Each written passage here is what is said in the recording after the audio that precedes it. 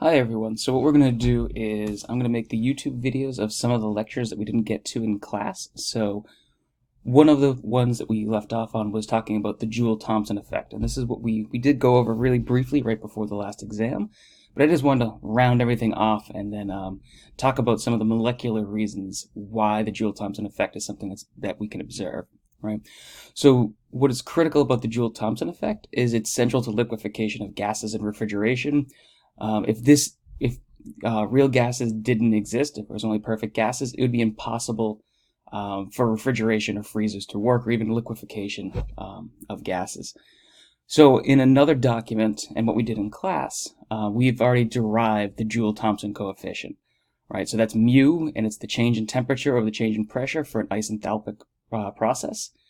I've also included a write-up of at least one derivation of a real isenthalpic process, and that can also be found as one of the summaries. You're not going to need to know how to derive an isenthalpic process, but I thought, since we mentioned it in class, to give you an actual example of how you could create an experiment in real life that would be isenthalpic. So what we can see is that the pressure is inversely proportional to the volume, right? So the change in internal energy of a perfect gas is going to be zero.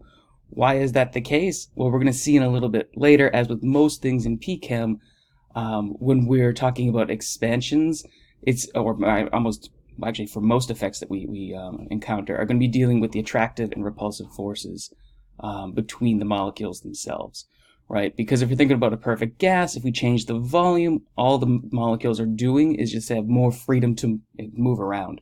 Basically, they don't even detect that the walls have expanded, and so they keep moving. There's no change in work, and there's no change in heat, so the change in internal energy of the gas would remain constant for a perfect gas, right? But we're interested in dealing with real gases, because that is more indicative of what real life is. So if we look at the Joule-Thomson coefficient mu, if it's greater than 0, the gas will cool upon expansion. And if the mu is less than 0, the gas is going to warm upon expansion. Right? So we can see this mathematically right now, because if we look down here, right, we can see there's our equation for the Joule-Thomson coefficient mu. If we actually integrate this and measure real measurable changes in temperature and pressure, right? So if we had a positive value for mu, and that's telling us the gas will cool upon expansion, so you'd see a drop in pressure, so there's our delta P negative, that would result in a negative delta T, and that's how you get that positive mu value. Right, and then the same thing would go. You could use the same logic to explain why a gas would warm if the mu was less than 0. But just having a number that you calculated that's positive or negative is just telling you if it cools or cools or heats. That doesn't really explain what's happening, right? So how does this happen? So we're going to look at first is the attractive, or at least a scenario in which attractive forces are dominant, and then we'll look at the scenario when repulsive forces are dominant. Right. So if the attractive forces are dominant, right, if we look at the expansion coefficient of the gas, it'll be less than 1.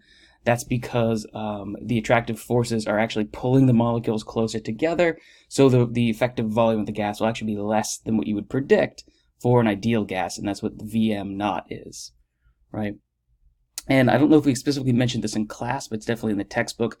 Anytime we talk about molar quantities, like here molar volume, it's just the quantity divided by the number of moles in the sample. So it's basically normalizing it to the number of moles that you have. And it's usually represented by subscript m. So here V subscript m, right? So the molar volume of a gas is smaller than that of a perfect gas when the attractive forces are pulling the molecules closer together than they would otherwise be if there were no intermolecular forces, right? So by the same rationale, right, the internal pressure, pi sub T, will also be greater for a real gas when attractive forces are dominant, right? 1, we could just memorize that. 2, we can also think about what's happening, right, effectively because the molar volume of the gas is smaller and pressure and temperature are inversely proportional. So actually the pressure of that gas would, in the internal pressure, so how close they're packed together, would be higher, right? And then that's why for pi T, the change in internal energy would change in V, constant T, that's going to be greater than 0, right? So when the molecules are close together, there's our small volume or high pressure, which when we looked at our internal pressure here, right, if we're down at small volumes, we're talking about small volume, it's inversely proportional to pressure, so high P. We're talking about the attractive intermolecular forces. So when we're talking about those are the London dispersion interactions, dipole-dipole interactions, hydrogen bonding, etc. They're being felt by neighboring molecules, right? And so these are favorable interactions, and thus the energy of the system will be lowered. So if we actually come down here to figure 1, if we're at a large volume and there's a huge space between the molecules, the attractive forces aren't going to be felt as much. They're actually approaching that of a perfect gas.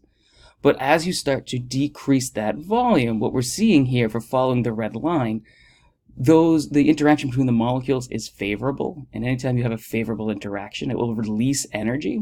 And so what you're actually doing is falling into a potential energy well as these molecules become closer and closer, because the interactions are favorable. It's going to be releasing energy into the system, so which would then eventually go to the surroundings. So the internal energy of the system itself is actually dropping as those attractive interactions are being formed, right? And these happen through space. So the molecules don't need to be touching to even feel these attractive forces, right? What I've also included here in the description, energetically, it's a one-to-one comparison, but I don't want you to think that intermolecular forces are actually bonds. What I'm just giving you is an example from general chemistry when we talked about the mixture of 2 atomic orbitals from 2 hydrogen atoms. As the atomic orbitals begin to overlap, they'll form 2 molecular orbitals, 1 bonding, so that's our sigma 1s, and 1 antibonding.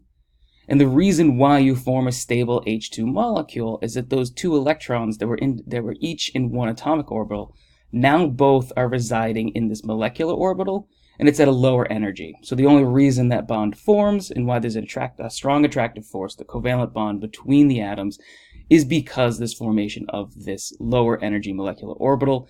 We also know forming bonds releases energy. It's the same idea what's happening here. Instead of we're not forming bonds, we're forming attractive interactions.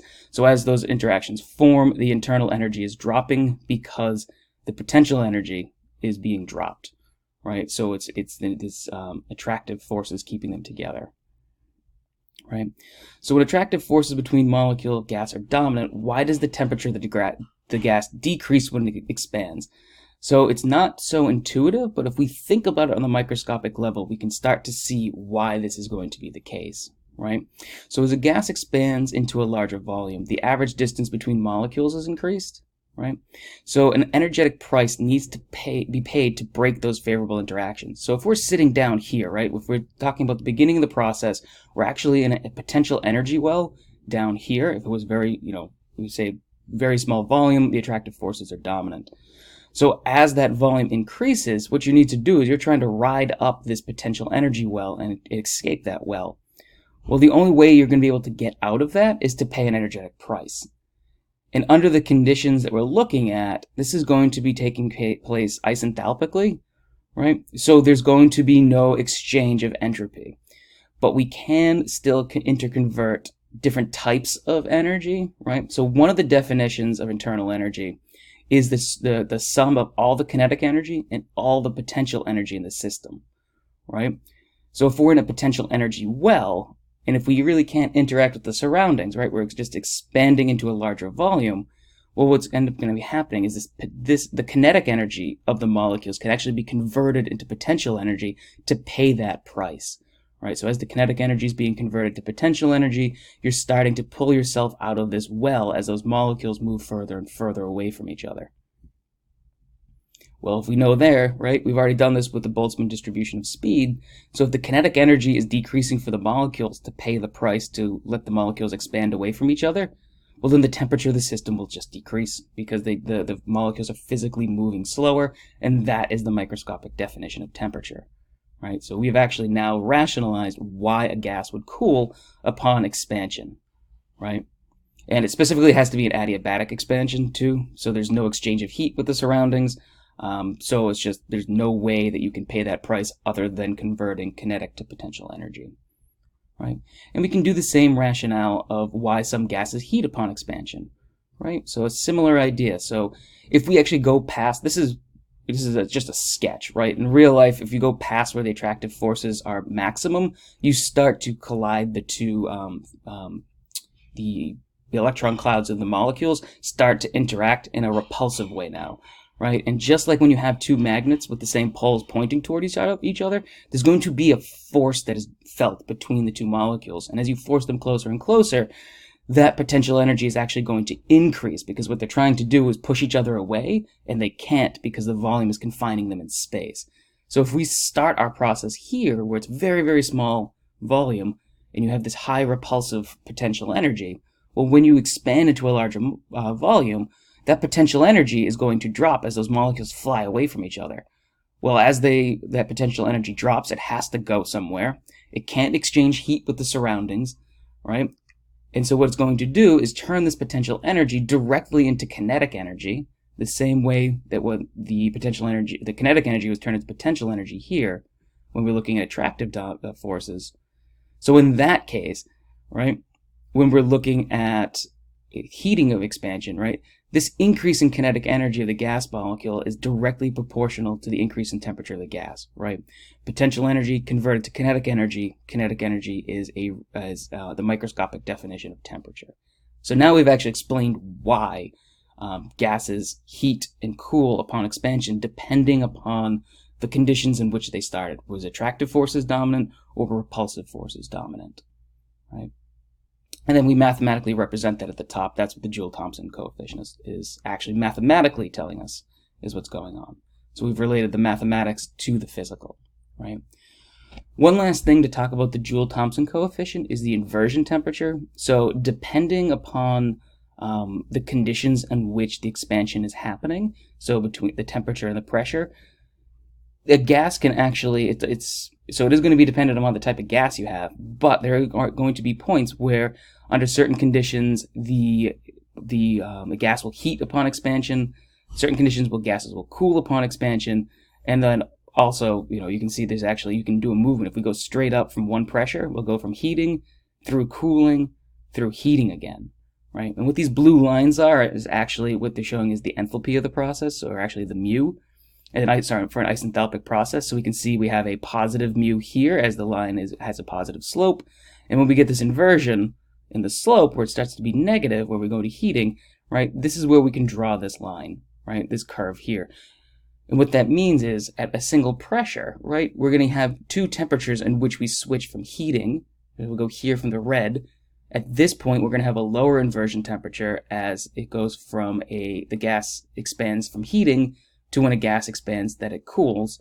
And then again, if we increase that temperature, we'll hit a second upper inversion temperature where now the gas, instead of cooling upon expansion, goes back to heating upon expansion, right? And then Atkins includes here in figure 210D just examples of real life gases. So we have hydrogen, helium, and nitrogen. And that concludes our discussion of the Joule-Thomson effect. So the take-home messages, right? We have a mathematical way of expressing the Joule-Thomson coefficient, which is going to tell us if a gas cools or heats upon expansion.